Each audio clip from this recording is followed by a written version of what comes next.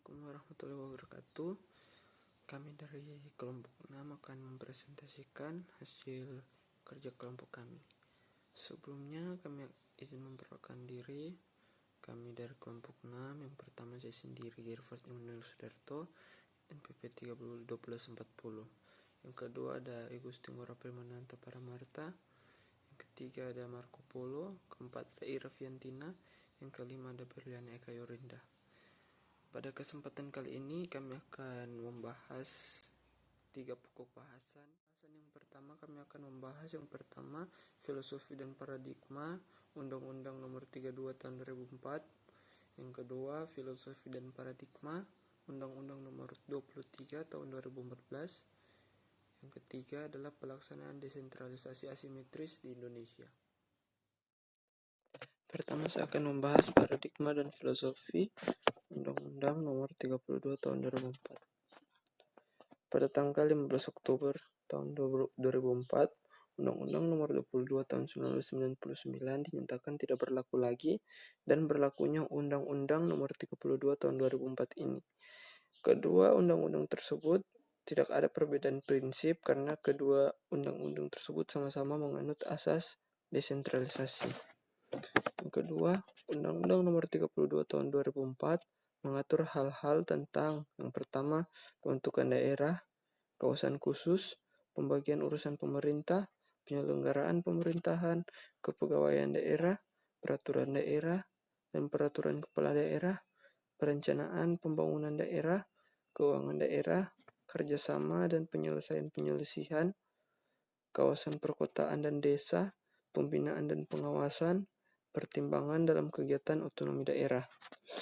Yang ketiga, menurut Undang-Undang Nomor 32 Tahun 2004, negara mengakui dan menghormati satuan-satuan pemerintahan daerah yang bersifat khusus dan istimewa, seperti Daerah Khusus Ibu Kota Jakarta, Daerah Istimewa Aceh, Daerah Istimewa Yogyakarta, dan daerah-daerah istimewa lainnya di provinsi yang ada di Papua. Daerah khusus dan istimewa ini diberlakukan dengan daerah-daerah lain. Namun diberlakukannya pertimbangan tertentu kepada daerah-daerah tersebut dapat diberikan wewenang khusus yang diatur dengan undang-undang. Jadi bagi daerah yang bersifat khusus dan istimewa, secara umum berlaku Undang-Undang Nomor 32 Tahun 2004 dan dapat juga diatur dengan undang-undang tersendiri. Ada perubahan yang cukup signifikan untuk mewujudkan kedudukan sebagai mitra sejajar antara kepala daerah dan DPRD, yaitu kepala daerah dan wakil kepala daerah dipilih langsung oleh rakyat, dan DPRD hanya berwenang meminta laporan keterangan pertanggungjawaban dari kepala daerah. Di daerah perkotaan, bentuk pemerintahan tersebut disebut kelurahan. Desa yang ada di kabupaten atau kota secara bertahap dapat diubah atau disesuaikan statusnya menjadi kelurahan sesuai usul dan prakarsa pemerintah desa bersama Badan Pemusyawaratan Desa yang ditetapkan dengan Perda. Desa menjadi kelurahan tidak seketika berubah dengan adanya pembentukan kota. Begitu pula desa yang berada di perkotaan dalam pemerintahan kabupaten. Selanjutnya, Undang-Undang Nomor 32 Tahun 2004 meletakkan substansi otonomi daerah dalam perhubungan pemerintah pusat dan pemerintah daerah bertujuan demokratisasi sistem pemerintahan, meningkatkan pelayanan publik dan meningkatkan kepercayaan masyarakat melalui tata kepemerintahan yang lebih cepat tanggap, akuntabel, dan transparan melalui penyerahan bagian tugas pemerintah pusat yang sebaiknya menjadi tugas pemerintah daerah dan menahan selebihnya.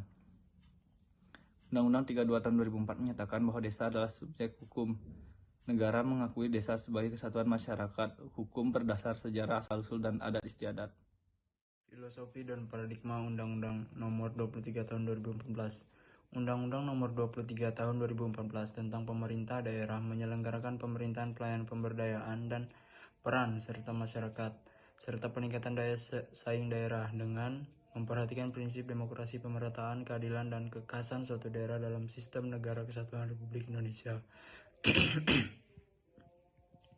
Implikasi utama dari Undang-Undang Nomor 23 Tahun 2014 pada penyelenggaraan kesejahteraan sosial adalah urusan sosial merupakan urusan wajib dan merupakan pelayanan dasar bagi pemerintah daerah.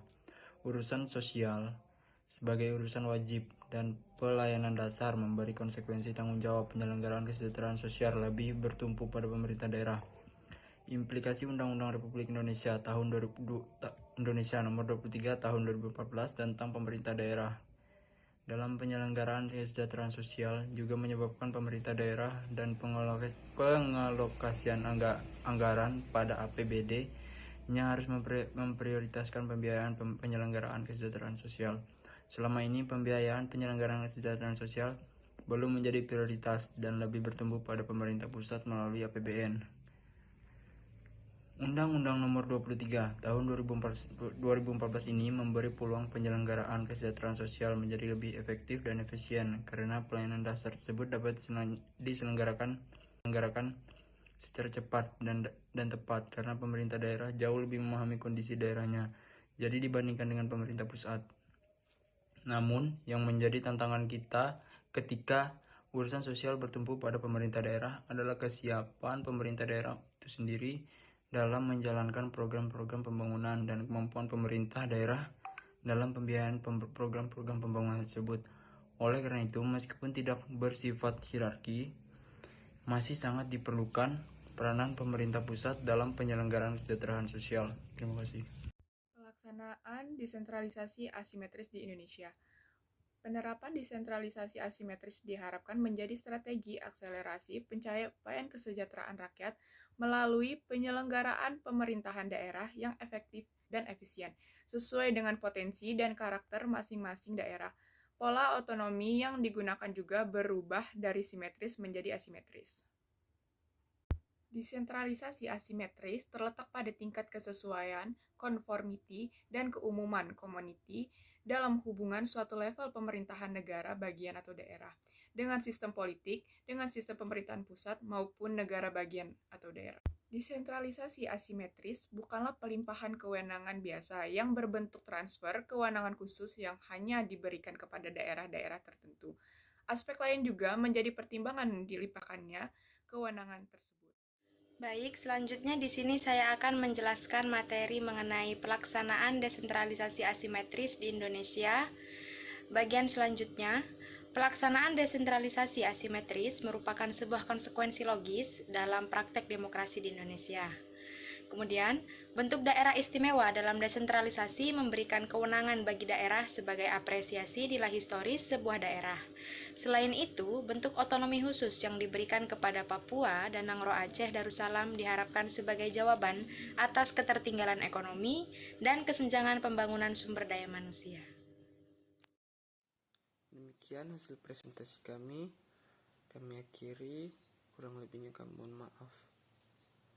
Selamat pagi, shalom.